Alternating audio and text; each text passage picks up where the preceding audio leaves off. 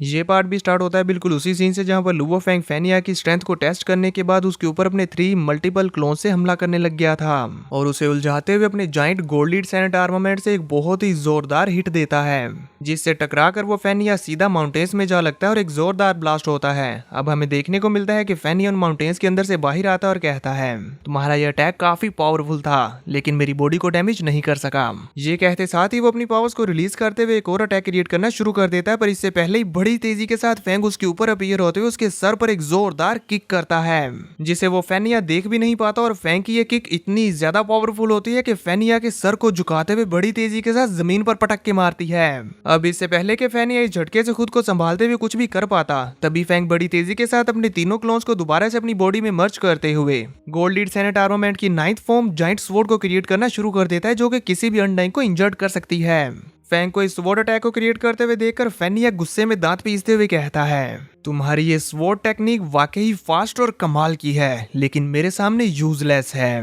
इतने में ही फेंग अपनी जाइंट स्वॉर्ड से उसके ऊपर हमला करने के लिए आगे बढ़ने लग जाता है, पर इससे पहले ही फेंग यह हवा में खड़ा होते हुए अपनी ऑरा को रिलीज करते हुए अपने दोनों हैमर्स को लेकर फास्ट स्पीड में घूमते हुए एक फायर टोर्नेडो क्रिएट करना शुरू कर देता है और ये फायर टोर्नेडो बहुत ज्यादा बड़ा होता है। फेंग जो कि अपनी जाइंट स्वॉर्ड के साथ उसके ऊपर हमला करने के लिए आगे बढ़ रहा था, उसका यह अटैक भी फेल हो जाता है। उल्टा फेंग खुद इस फायर टोर्नेडो की चपेट में फंसता जा रहा था, जो देखकर वो भी हैरानी के साथ तेजी से पीछे हटना शुरू हो जाता है। पर तभी हम देखते हैं फेनिया को, जिसकी आंखें अब रेड हो चुकी हैं। इसीलिए फेनिया अपने इस फायर टोर्नेडो को फेंग के पीछे लगाते हुए उसको इसकी चपेट में लेने की कोशिश करने लग गया था, जबकि फेंग अपनी लाइटनिंग स्पीड का इस्तेमाल करते हुए इससे बचने के लिए भाग रहा होता है और साथ ही साथ कहता है कि ये तो पागलों की तरह बिना डिफेंस के अटैक कर रहा है, मेरी ह्यूमन बॉडी इसके इस अटैक के सामने नहीं टिक पाएगी। अभी फेंग इतना बोल ही रहा था कि तभी वो उसकी फायर टोर्नेडो की चपेट में आ जाता है और हमें देखने से तो ऐसा ही लगता है कि फेंग की ये ह्यूमन बॉडी डिस्ट्रॉय हो गई। इसलिए फेनिया भी अपने इस फायर टोर्नेडो को रोकता है और इसके रोकने से ही हम देखते हैं कि आसपास की सारी जगह जलकर राख हो गई थी और हर तरफ सिर्फ लावा ही लावा होता है। इसके बाद फिर फेनिया रुकते हुए अपनी पावर्स को कंट्रोल करते हुए कहता है, बेवकूफ ह्यूमन, आज मैं तुम्हें दिखाता हूँ कि हमारे क्लैन को प्रोवोक करने का अंजाम क्या होता है। अफसोस कि ये तुम्हारा आखिरी सबक होगा जो तुम आज मुझसे सीखोगे। उसके ये कहते कि फौरन बाद हम देखते हैं कि फेंग की ह्यूमन बॉडी अभी भी सलामत है, क्योंकि उसके आर्मर ने उसे प्रोटेक्ट कर लिया था। पर फेनिया के हमले की वजह से फेंग पूरी तरह से चट्टान में धंसा हुआ होता है। फेनिया की ये बात सुनने के बाद अब फेंग अपने आप को संभालते हुए उस चट्टान के अंदर से बाहर आता है और एक स्माइल के साथ अपनी गोल्डन हॉर्न बीस्ट की पावर्स को रिलीज करते हुए उसकी तरफ देखता है। इसी के साथ हमें दूर से फेनिया के पीछे से उसके सामने का नजारा दिखाया जाता है कि वहां पर अपीयर हो चुका है गोल्डन हॉर्न बीस्ट, जो कि अपीयर होते साथ ही फेनिया के ऊपर अपनी पावर्स का प्रेशर डालने लग गया था, जिसकी वजह से वो झुकने लग जाता है और कहता है, ये एनर्जी प्रेशर तो बहुत ज्यादा है। और फिर वो गोल्डन हॉर्न बीस्ट की तरफ देखता है, जो कि गुस्से में वहां पर रोर कर रहा होता है। उसे देखते हुए फेनिया कहता है, क्या ये मिस्टीरियस मॉन्स्टर इसका गुलाम है? खैर जो भी हो, ये कहते हुए फेनिया जोर जोर से हंसते हुए कहता है, इसका ये बेवकूफ सर्वेंट भी इसे नहीं बचा पाएगा। ये बोलते हुए फेनिया भी खुश हो ही रहा होता है कि तभी इतने में ही फेंग उसके ऊपर अपने गोल्डन हॉर्न बीस्ट से हमला करवाना शुरू कर देता है। पर फेनिया भी कहाँ कम था, वो गोल्डन हॉर्न बीस्ट को अपनी तरफ आता हुआ देखकर अपनी पावर्स का इस्तेमाल करता है और आसपास मौजूद कई सारे स्टोन्स का इस्तेमाल करते हुए एक बहुत ही बड़ा जॉइंट हैमर क्रिएट करता है और अपनी स्पिरिचुअल पावर्स उसे कंट्रोल करते हुए गोल्डन हॉर्न बीस्ट के ऊपर एक जोरदार हिट दे मारता है, जिसे बीस्ट ने अपने दोनों हाथों से रोकते हुए जोर के साथ रोर करते हुए डिस्ट्रॉय कर दिया था। अपने इस इतने ज्यादा बड़े हैमर को चकनाचूर हुआ देखकर फेनिया शॉक होते हुए कहता है, ये कैसे पॉसिबल है? पर इतने में ही गोल्डन हॉर्न बीस्ट बड़ी तेजी के साथ आगे बढ़ते हुए उसे अपने पंजों में दबोचकर जमीन के अंदर धंसाने लग जाता है, जिसे फेनिया रेजिस्ट करने की बहुत ही ज्यादा कोशिश करता है, लेकिन वो इसे नहीं रोक पा रहा था और गोल्डन हॉर्न बीस्ट लगातार उसे जमीन की गहराई में धकेलते ही जा रहा होता है। और ऐसे ही करते करते वो लोग धीरे धीरे मिस्टी आइलैंड के कोर तक पहुंच गए थे, जहां जाकर फाइनली फेनिया फायर पावर्स की वजह से गोल्डन हॉर्न बीस्ट को रेजिस्ट करने में कामयाब हो पाता है। पर फिर भी गोल्डन हॉर्न बीस्ट ने अपने सप्रेशन उसे घुटनों पर ला दिया था और फेनिया को इस तरह से रेजिस्ट करता हुआ देखकर गोल्डन हॉर्न बीस्ट अपने स्काई पियर्सिंग क्लो से उसे एक जबरदस्त हिट देता है, जिसकी वजह से फेनिया जिस रास्ते से आया था उसी रास्ते से दोबारा से जमीन के ऊपर जाने लगता है और जाते हुए चीखते हुए बस यही कहता है, हाउ इज दिस पॉसिबल? ये अटैक तो अनडाइंग किंग लेवल की पावर्स का राइवल है। हम देख पाते हैं कि इस अटैक की वजह से फेनिया काफी बुरी तरह से इंजर्ड हो चुका होता है और उसके मुंह से ब्लीडिंग भी हो रही थी। पर अभी उसके लिए सरप्राइजेस खत्म नहीं हुए। इससे पहले कि वो खुद को संभाल पाता, फैंग उसे एक space and time crack portal से स्पेस में ले आता है, जहां गोल्डन हॉर्न बीस्ट भी तेजी के साथ वहां पहुंचते हुए अपने दोनों पंजों से उस स्पेस को चीर के रख देता है और फिर अपने मोस्ट पावरफुल अटैक को फुल पावर के साथ इस्तेमाल करता है, जो कि होता है स्काई पियर्सिंग क्लो। फैंग के इस अटैक की फुल पावर की वजह से हम देख पाते हैं कि फेनिया इसके सामने बिल्कुल भी रेजिस्ट नहीं कर पाता और उसकी बॉडी के कोई हजारों टुकड़े हो गए थे, जिसे वो फौरन से कुछ ही मिली सेकंड्स में रिकवर करते हुए फिर से फाइट करने के लिए रेडी हो चुका था। पर फैंग उसके साथ खेलने में बिल्कुल भी इंटरेस्टेड नहीं है, इसलिए वो बार बार गोल्डन हॉर्न बीस्ट से उसे स्काई पियर्सिंग क्लो से किल करवाता रहता है और ये प्रोसेस ऐसे ही चलता रहता है, जिसमें वो बार बार रिकवर होता और गोल्डन हॉर्न बीस्ट अपने स्काई पियर्सिंग क्लो उसे फिर से मार डालता।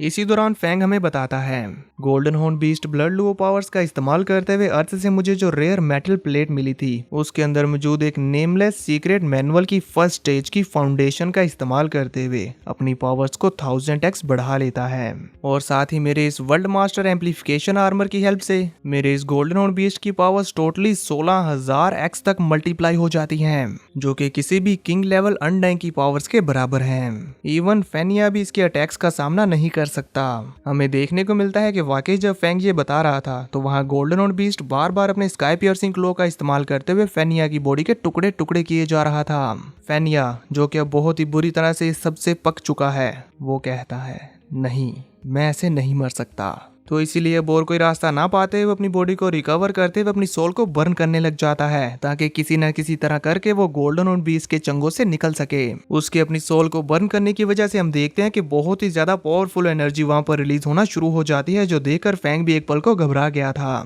और अब फेनिया ने अपनी बॉडी को साइज में भी काफी ज्यादा बड़ा कर लिया होता है, जो कि गोल्डन हॉर्न बीस्ट की बराबरी की हो गई थी। उसे देखते हुए फैंग कहता है, इसने अब हम पर फाइनल अटैक करने के लिए अपनी अनडाइंग एनर्जी को बर्न करना शुरू कर दिया। लगता है कि अब गोल्डन हॉर्न बीस्ट अपनी ट्रू पावर्स के साथ इसे किल नहीं कर सकता, तो चलो कुछ नया ट्राई करते हैं। फैंग जब ये बोल रहा होता है तो हमें देखने को मिलता है कि फेनिया अब गोल्डन हॉर्न बीस्ट के ऊपर भारी पड़ रहा था, वो भी सिर्फ अपने दोनों हैमर्स के साथ ही। गोल्डन हॉर्न बीस्ट उसकी बराबरी नहीं कर पा रहा होता और उससे बुरी तरह से पीट रहा था। इसीलिए फैंग अब फेनिया को किल करने के लिए अपने क्योटिक गोल्डन विंग्स का इस्तेमाल करने का डिसाइड करता है। इस दौरान फेनिया ने भी अपने दोनों हैमर्स को साइज में और भी ज्यादा बड़ा करते हुए गोल्डन हॉर्न बीस्ट को इसके अंदर पीस कर चकनाचूर करने की तैयारी कर रहा था, पर इससे पहले कि उसका यह अटैक कंप्लीट हो पाता, फैंग एक इवल स्माइल के साथ अपने गोल्डन हॉर्न बीस्ट के क्योटिक विंग्स का इस्तेमाल करना शुरू कर देता है, जो कि स्पेस पावर्स का इस्तेमाल करते हुए तेजी के साथ फेनिया के दोनों हैमर्स को डिस्ट्रॉय करते हुए उसकी बॉडी के आर पार होते हुए एक बार फिर से उसकी बॉडी के टुकड़े टुकड़े कर देता है, जिससे फेनिया बुरी तरह से इंजर्ड हो चुका था और उसे अपनी आंखों पर और खुद पर यकीन नहीं हो रहा होता कि ये क्या हो रहा है। इस बीच अब यहाँ पर हर तरफ डिस्ट्रक्शन ही डिस्ट्रक्शन थी और फेनिया अपने मन में कहता है, आखिर ये हो क्या रहा है। इस स्ट्रेंज स्पेशल एनर्जी ने इंस्टेंटली मेरी अनडाइंग बॉडी के 2% को डिस्ट्रॉय कर दिया। इसे तो फैनी अपने टेम्पर को पूरी तरह से लूज कर देता और अपनी और भी ज्यादा सोल को बर्न करते हुए एनर्जी बीम्स का इस्तेमाल करते हुए गोल्डन हॉर्न बीस्ट को मारने की कोशिश करने लग गया था, लेकिन उसकी energy beams golden horn beast को जरा सा भी नुकसान नहीं पहुंचा पाती। उल्टा गोल्डन हॉर्न बीस्ट बड़े ही आराम से अपने क्योटिक विंग्स के साथ उसके इन सभी हमलों से बचते हुए इन क्योटिक विंग्स को साइज में बड़ा करते हुए उसके ऊपर बहुत बुरी तरह से अटैक करते हुए उसे और भी ज्यादा इंजर्ड करने लग जाता है। और गोल्डन हॉर्न बीस्ट का ये अटैक कितना ज्यादा पावरफुल और डिस्ट्रक्टिव था ये आप स्क्रीन पर देख ही सकते हैं। इवन हमें देखने को मिलता है कि स्पेस से भी हमें दिखाया जा रहा होता है कि इस अटैक की वजह से स्पेस में कितनी ज्यादा डिस्टॉर्शन हो रही है। ये अब सिर्फ मिस्ट आइलैंड के कोर एरिया और स्पेस एरिया का सीन नहीं रह गया, बल्कि ये उससे भी कहीं ज्यादा बढ़ चुका है। अगर इनकी ये फाइट ऐसे ही चलती रही तो हो सकता है कि ये पूरा आइलैंड ही डिस्ट्रॉय हो जाए। तभी हमें देखने को मिलता है कि एक बार दोबारा से फेनिया की जाइंट अनडाइंग बॉडी एक जोरदार चीख के साथ डिस्ट्रॉय हो चुकी है और फेनिया बस दांत पीसता ही रह गया है। ये देखकर फैंग मुस्कुराते हुए कहता है, फेनिया की अनडाइंग बॉडी को फनाह करने के लिए गोल्डन क्योटिक विंग्स को यूज करना सही है। इधर हम देखते हैं कि एक बार फिर से जैसे ही फेनिया अपनी बॉडी को रिकवर करता है फौरन से गोल्डन हॉर्न बीस्ट ने एक बार फिर से उसको किल कर दिया था। इतना कम नहीं था कि फैंग अब अपनी स्पिरिचुअल पावर का इस्तेमाल करते हुए अपने गोल्ड सैनेट आर्मामेंट की भी बहुत सारी स्मॉल फ्लाइंग नाइफ्स का भी इस्तेमाल करने लग जाता है और हमें दूर से फास्ट फॉरवर्ड करके दिखाया जाता है कि ये प्रोसेस कितनी बार चलता है। बार बार फेनिया रिकवर होता, बार बार गोल्डन हॉर्न बीस्ट और लुबो फैंग उसे किल कर देते। इस दौरान फेनिया बस एक ही चीज बोल रहा था, रहम करें, रहम करें, king level undying Lord, please मुझे माफ कर दें, मुझे बख्श दें, प्लीज। मुझे फोर्स मत करें, प्लीज मुझे फोर्स मत करें। पर फैंग उसकी एक भी नहीं सुनता और जब फाइनली गोल्डन हॉर्न बीस्ट एक बार फिर से उसे किल करने जा रहा था तो फेनिया दोबारा से अपने एक और इविल प्लान के साथ गुस्से में अपने दांत पीसते हुए कुछ करने ही वाला होता है कि तभी फैंग अपनी स्पिरिचुअल पावर का इस्तेमाल करते हुए उसको एक स्पेस में ट्रैप करते हुए उसके सोल के कई सारे टुकड़े कर देता है।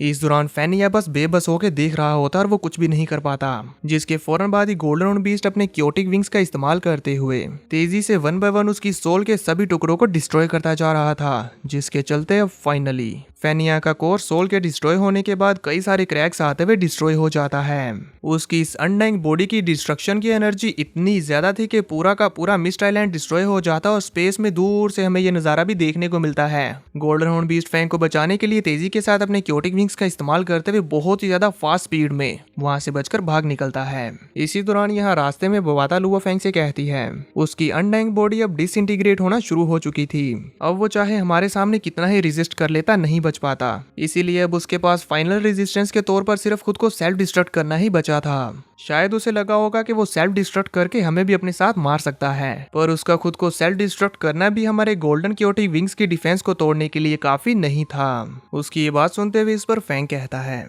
फॉर्मिडेबल डिफेंस से भी ज्यादा अगर मैं इसकी विंग ब्लेड कॉम्बैट टेक्निक्स को मास्टर कर लेता हूँ तो ये गोल्डन हॉर्न बीस्ट की पावर्स को और भी ज्यादा बढ़ा सकता है और फिर शायद मैं इसे अपनी स्वॉर्ड टेक्निक्स के साथ भी कंबाइन कर सकूं। लेकिन अभी ऐसा करने के लिए मेरे पास स्ट्रक्चर की कमी है, मुझे मास्टर से इस बारे में मशवरा करना चाहिए। ये कहते हुए फैंग अपने गोल्डन हॉर्न बीस्ट को दोबारा से अपने इनर वर्ल्ड में ले जाता है और अपनी ह्यूमन बॉडी में वापस आते हुए अपने मास्टर केओस सिटी लॉर्ड को कॉन्टेक्ट करने लगता है। इसी के साथ सीन कट होता हमें दिखाया जाता है कि फैंग अपने मास्टर सिटी लॉर्ड के सामने अपने गोल्डन हॉर्न बीस्ट की बॉडी में उन्हें क्योटिक विंग की कॉम्बैट टेक्निक्स को परफॉर्म करके दिखा रहा होता है, जो देखकर मास्टर उससे कहते हैं ये विंग टेक्निक्स तो तुम्हें बहुत अच्छे से सूट कर रही हैं। इसके बाद फिर फैंग उनके सामने अपनी ह्यूमन बॉडी में अपीयर होता है और मास्टर उससे फेस टू फेस कहते हैं तुम स्पेशल हो, इसीलिए पहले से मौजूद टेक्निक्स को मास्टर करने की बजाय बेहतर होगा कि तुम न्यू टेक्निक्स क्रिएट करो। ये सुनकर फैंग थोड़ा सा हैरान हो जाता है और फिर अपने मन में सोचता है सीनियर जीलू व दुओ की टेक्निक के एक मूव को मास्टर करने में मुझे 1000 ईयर्स लग गए थे। मैं सोच भी नहीं सकता कि मेरी अपनी टेक्निक क्रिएट करना कितना ज्यादा मुश्किल होगा। फैंग ये सोच रहा होता है कि तभी मास्टर आगे कहते हैं यांजी कॉन्टिनेंट में मौजूद रेलिक्स को हासिल करने के लिए king level undying battles fiercely होती आ रही हैं, जिसके चलते वहां पर एंडलेसली ब्लडी कॉन्फ्लिक्ट्स होते हैं। अगर तुम मिस्टली सैंड आइलैंड को जल्दी छोड़ना चाहते हो और बाकी सभी किंग लेवल अनडाइंग्स के साथ कम्पीट करना चाहते हो तो तुम्हारी विंग टेक्निक्स तुम्हारा सिग्नेचर वेपन बन सकती हैं। मास्टर की ये बात सुनकर फैंग अपना पंच बनाते हुए मन में कहता है बाकी सभी अनडाइंग किंग लेवल्स के साथ कम्पीट करना। ये सोचने के बाद वो फौरन से अपने मास्टर के सामने ग्रीट करते हुए कहता है मुझे आपकी गाइडेंस चाहिए मास्टर। इस पर मास्टर उसके कंधे पर हाथ रखते हुए कहते हैं जब तक तुम मास्टरी अचीव नहीं कर लेते मैं तुम्हें पॉइंटर्स प्रोवाइड करता रहूंगा। इसी के साथ सीन कट हो जाता है, हमें एक मैकेनिकल बेस कैंप दिखाया जाता है जो कि रोबोट क्लैन के वर्चुअल वर्ल्ड में मौजूद है। यहाँ पर हम दो रोबोट मशीन्स को आपस में बात करते हुए देखते हैं, जिनमें से एक जो कि अपने सीनियर के सामने झुकी हुई है वो अपने मन में कहती है अगर ये क्लैंस के रूल्स के अकॉर्डिंग अपने से बड़े की रिस्पेक्ट करने के बारे में ना होता तो मैं इसे कभी भी एक्नॉलेज नहीं करता। ये सिर्फ मेरे मास्टर के अर्ली वीक स्पेसशिप के डेज का एआई है, जिस पर मास्टर ने फेवर करते हुए इसे एक सेंटिएंट लाइफ में इवॉल्व कर दिया। मास्टर के फेवर के बिना ये कभी भी मार्क्वेस पीक लेवल पर इतनी जल्दी नहीं पहुंच पाता। ये अपने मन में ये सोच रहा था कि तभी वो सीनियर इसे कहता है पालाती बहुत अच्छे, तुमने मास्टर के इस मिशन पर ना सिर्फ अच्छा काम किया है बल्कि बहुत मेहनत की है। इस पर वो जूनियर ग्रीट करते हुए कहता है जी सीनियर, मैंने आप ही से सीखा है। तभी वो सीनियर आगे कहता है जैसे ही तुम्हें टोकन के कोई भी क्लूज मिले जल्दी से मुझे रिपोर्ट करना। वो इतना बोल ही रहा था कि तभी वहां पर उन दोनों के मास्टर अपीयर हो जाते हैं और जोर से चिल्लाते हुए कहते हैं CV का मेरे पास आओ। इस पर वो सीनियर ग्रीट करते हुए कहते हैं जी मास्टर, और फौरन से अपने मास्टर के सामने अपीयर हो जाता है और हमें देखने को मिलता है कि ये तो उसके मास्टर की एक एस्ट्रल फॉर्म है जो कि साइज में काफी ज्यादा जॉइंट है, just like chaos city Lord. CV का अपने मास्टर के सामने पहुंचते उन्हें ग्रीट करते हुए बताता है मास्टर, करंट मिशन पर हमारा कॉम्प्लीटेशन रेट है 51.2%। इसमें हमने 893 एलियन मार्क्विस को खत्म कर दिया है